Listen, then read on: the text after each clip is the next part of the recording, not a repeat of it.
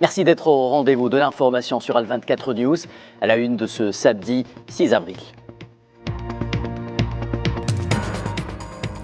Après avoir célébré la nuit du destin sous les bombardements sionistes, Gaza compte ses victimes au 183e jour de l'agression sioniste.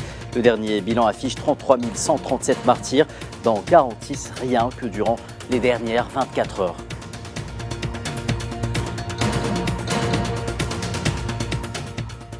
Le mouvement Hamas envoie une délégation au Caire pour un nouveau cycle de discussion autour d'un cessez-le-feu.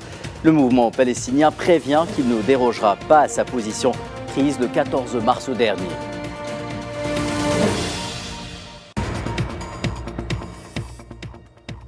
« 18,5 milliards de dollars, ce chiffre représente le volume des pertes économiques liées à la destruction des infrastructures à Gaza, selon un rapport conjoint de la Banque mondiale et de l'ONU.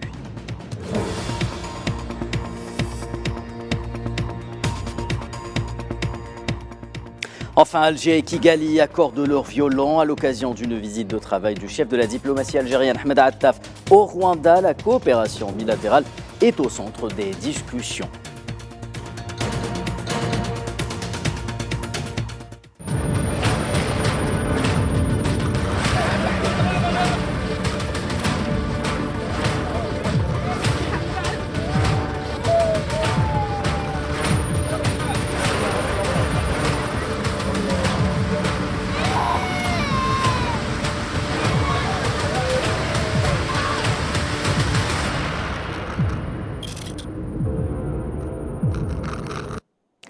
Madame, Monsieur, bonsoir. Le génocide sioniste à Gaza à son 183e jour, soit désormais plus de 6 mois que les Palestiniens de Gaza sont bombardés quotidiennement malgré le vote d'une résolution de cessez-le-feu par le Conseil de sécurité.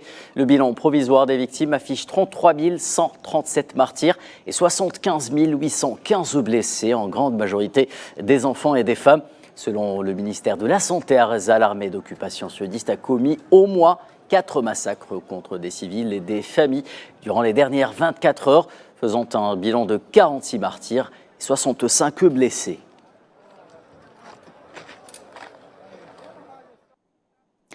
Et au moins 3 martyrs et plusieurs blessés sont à déplorer au niveau des zones centres de la bande de Gaza, après que l'armée d'occupation ait bombardé des habitations situées au niveau des quartiers Zaytoun, Sabra, Tel El Hawa, Sheikh Ajlin. Les victimes ont été transportées à l'hôpital Mahamadani.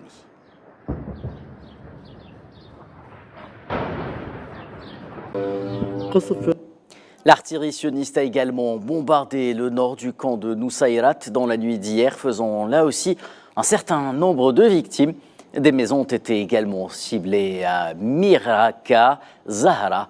Les victimes de ces attaques ont été, quant à elles, transportées à l'hôpital Chouhada Al-Aqsa de Deir al-Balah. À noter également que d'autres bombardements ont touché plusieurs régions de la ville de Khan Younes, située au sud de l'enclave palestinienne.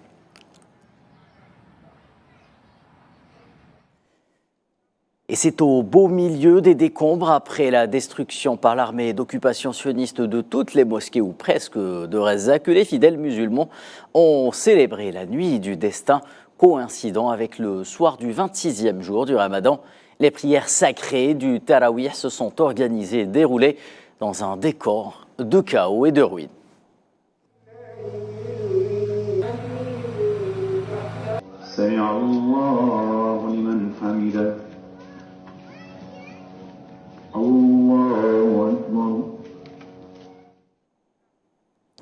Direction Al-Quds, en Cisjordanie occupée, où pas moins de 200 000 fidèles palestiniens ont rejoint la mosquée Al-Aqsa, non sans difficulté, pour effectuer la prière du Tarawih au soir de la nuit du destin. Quelques instants seulement après la rupture du jeûne, les fidèles se pressaient dans les ruelles étroites de la ville sainte, de peur que les forces sionistes ne leur interdisent l'accès à la mosquée.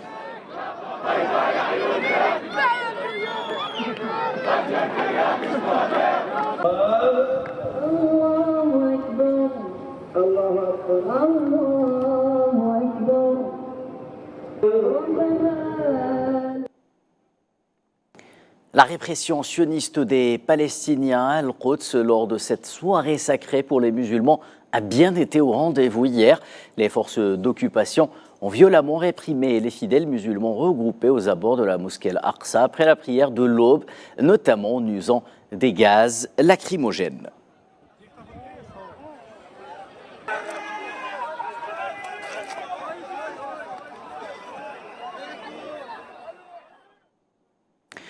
Le mouvement Hamas, je vous le disais en titre, a annoncé dans un communiqué publié ce samedi qu'une délégation conduite par Khalil El-Hayya sera en déplacement au Caire ce dimanche pour un nouveau round de discussion autour d'un cessez-le-feu à l'invitation de l'Égypte. Le Hamas a d'emblée expliqué qu'il reste attaché à sa position exprimée le 14 mars dernier et qu'il considère être comme un cadre de revendication légitime vis-à-vis de l'arrêt de l'agression sioniste. Le Hamas évoque par ailleurs un cessez-le-feu permanent, un retrait total des forces sionistes de Gaza, le retour des personnes déplacées à leur lieu de résidence, ainsi qu'une liberté totale de circulation en vue de leur apporter de l'aide humanitaire et enfin un accord sérieux d'échange de prisonniers.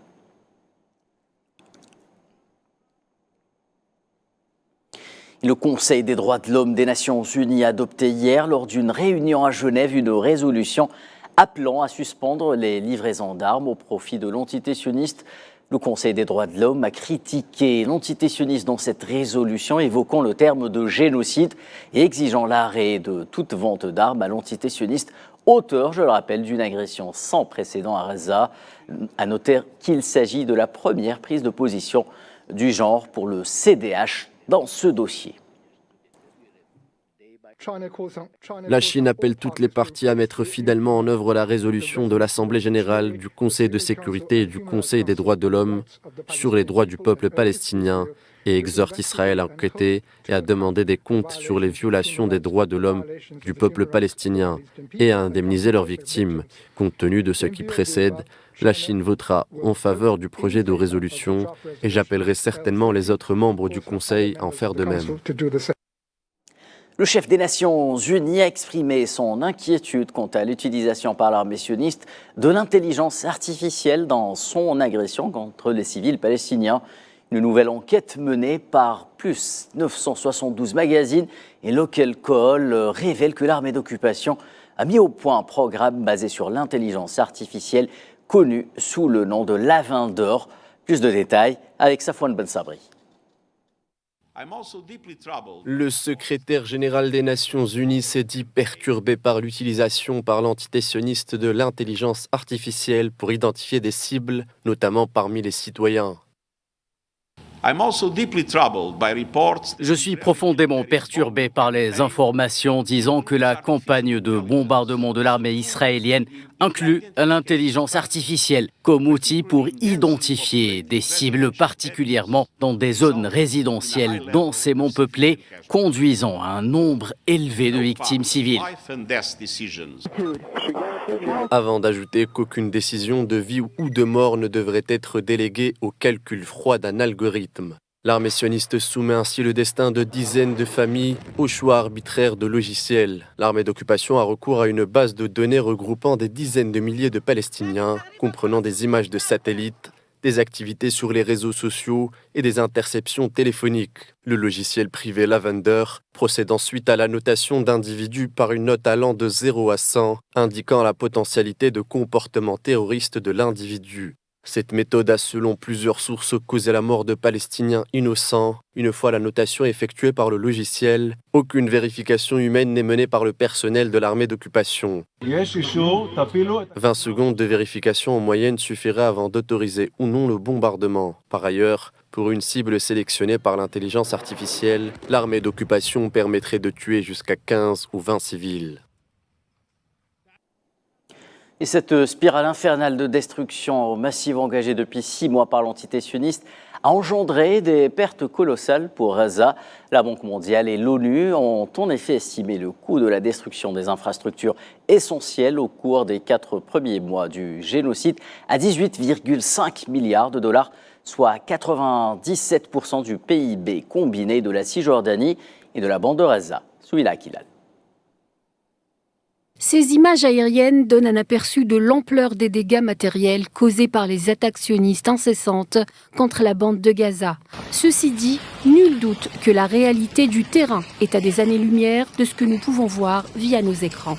Tous les secteurs vitaux sont concernés. Dès le départ, les intentions de l'entité sioniste étaient claires, raser Gaza, ses habitants y compris, pour l'annexer. Concrètement, environ 62% des habitations de l'enclave, soit 290 820 unités de logement ont été rasées. Conséquence, plus d'1 million de personnes sont à la rue et 75% de la population est déplacée. Le logement représente 72% du coût total des dommages, pour une valeur estimée à 13,3 milliards de dollars. Les secteurs de l'énergie, de l'eau et des municipalités ont subi près de 800 millions de dollars de dommages et le système d'approvisionnement en eau et d'assainissement a été considérablement réduit, fournissant moins de 5% de sa production initiale. Concernant la santé, 84% des établissements hospitaliers ont été endommagés ou détruits. Ce qui reste fonctionne à minima à cause de l'absence d'électricité et d'eau et de fournitures. Résultat, la population n'a qu'un accès minimal aux soins. Avec 56 établissements détruits et 219 partiellement endommagés, le système éducatif de Gaza s'est complètement effondré. Le coût des dégâts a été évalué à 341 millions de dollars et le nombre d'élèves déscolarisés atteint les 625 000. Toute cette destruction a engendré pas moins de 26 millions de tonnes de débris et de décombres, une quantité qui, selon les estimations, prendra des années à être enlevée. À noter que 80% des dommages ont été concentrés dans les gouvernorats de Gaza Nord et de Khan Younis. Le rapport montre également que plus de la moitié de la population de Gaza est au bord de la famine et que l'ensemble de la population souffre d'une insécurité alimentaire aiguë et de malnutrition. Tous les rapports faits jusqu'à présent incriminent le gouvernement sioniste. Ce dernier continue malgré tout sur sa lancée et ne semble pas vouloir dévier de sa trajectoire sanguinaire. La ministre australienne des Affaires étrangères Penny Wong a affirmé samedi que les responsables de l'assassinat d'humanitaires lors d'une frappe de l'armée d'occupation dans la bande de Gaza devaient rendre des comptes, ajoutant que les informations fournies par l'entité sioniste au sujet du massacre étaient insuffisantes. À ce propos, la chef de la diplomatie australienne a déclaré que Canberra a décidé de nommer un conseiller spécial pour enquêter dans la frappe sioniste contre les membres de World Central Kitchen.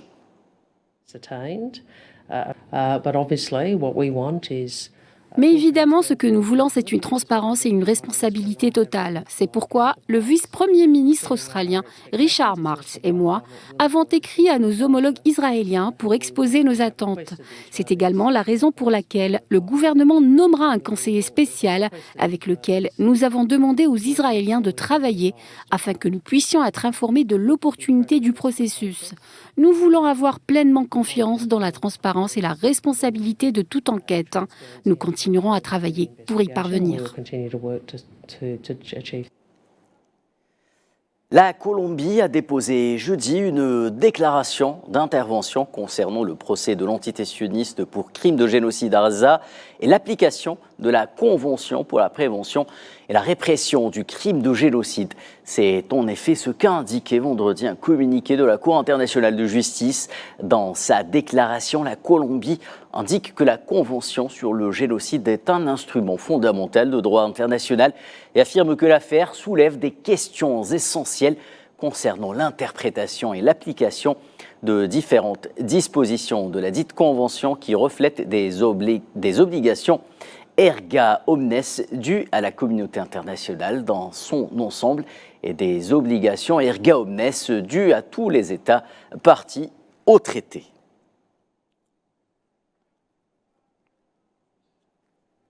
Une nouvelle manifestation appelant à la fin du génocide à Gaza et en soutien à la cause palestinienne au Canada avec des slogans hostiles à l'agression sioniste. Le pays connaît un regain de mouvement, de contestation dans ce sens à la suite de la frappe meurtrière de l'armée d'occupation contre les travailleurs humanitaires de World Central Kitchen à Gaza. Un Canadien faisait partie des 7 victimes de cette attaque, rappelons-le.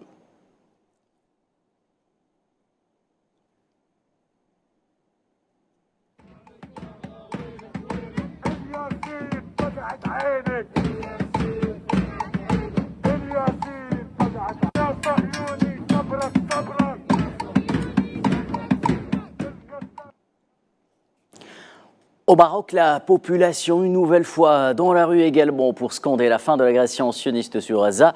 Plusieurs milliers de Marocains sont de nouveau descendus dans les rues de Casablanca vendredi soir en soutien au peuple palestinien, dénonçant les massacres sionistes dans la bande de Gaza et les accords de normalisation entre le Maroc et l'entité sioniste.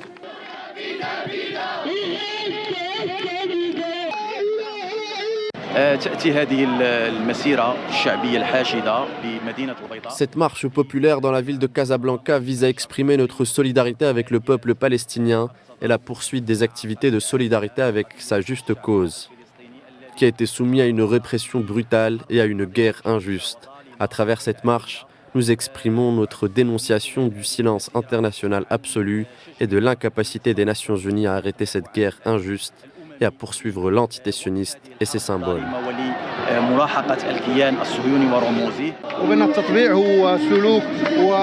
La normalisation est un comportement et une décision des dirigeants qui contredit la décision du peuple tout au long de ce mois. Je veux dire, il y a eu plusieurs marches à Rabat, Casablanca et dans tout le Maroc, toutes dénonçant la normalisation et toutes contre la normalisation. Elles prennent toute la forme d'un référendum populaire. Les dirigeants sont censés écouter la volonté du peuple afin de renverser la normalisation et de retirer ces accords.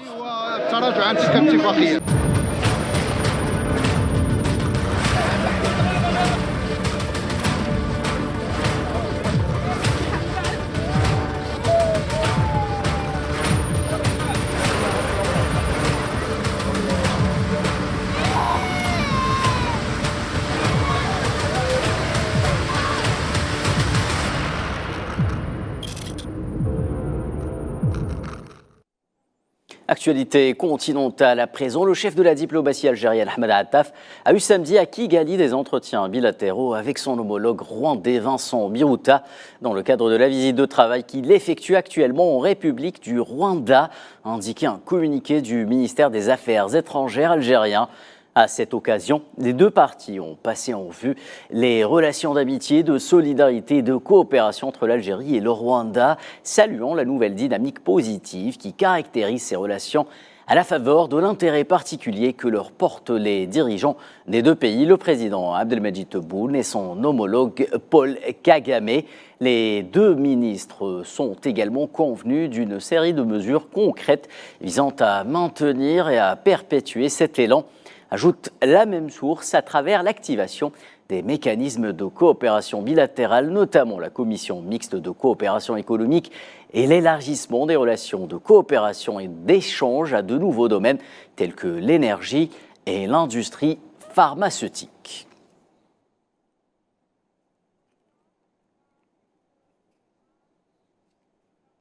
Information de dernière minute, l'ambassadeur de la République du Niger à Alger, Aminou Malamanzo, a été convoqué jeudi au siège du ministère des Affaires étrangères algérien où il a été reçu par la directrice générale d'Afrique, Mme Selma Malika Haddadi, indique samedi un communiqué du ministère des Affaires étrangères. Cette rencontre a porté essentiellement sur la coopération entre les deux pays en matière de rapatriement des ressortissants nigériens séjournant de manière illégale sur le territoire algérien, précise la même source, relevant que cette coopération a fait l'objet de la part des autorités nigériennes de certains jugements que la partie algérienne estime sans fondement.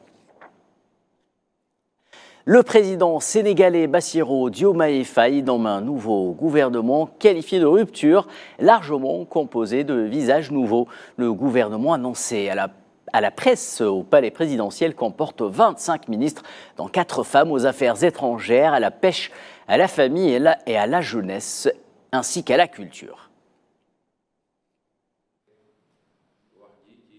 Le gouvernement donc compte 25 ministres et 5 secrétaires d'État. C'est un gouvernement de rassemblement cohérent et rationalisé en termes de ministères. C'est un gouvernement de proximité, un gouvernement d'innovation et d'efficacité, exclusivement au service du bien-être primordial des Sénégalaises et des Sénégalais.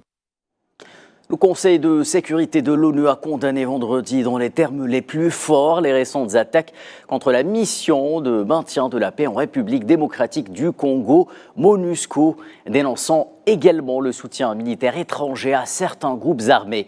Rappelons qu'en mars dernier, 8 casques bleus ont été notamment blessés dans une attaque à Saké, cité stratégique dans l'est du pays. Et un document interne de l'ONU a fait état en février d'un missile sol-air ayant visé un drone d'observation de la mission depuis une zone contrôlée par les rebelles du M23.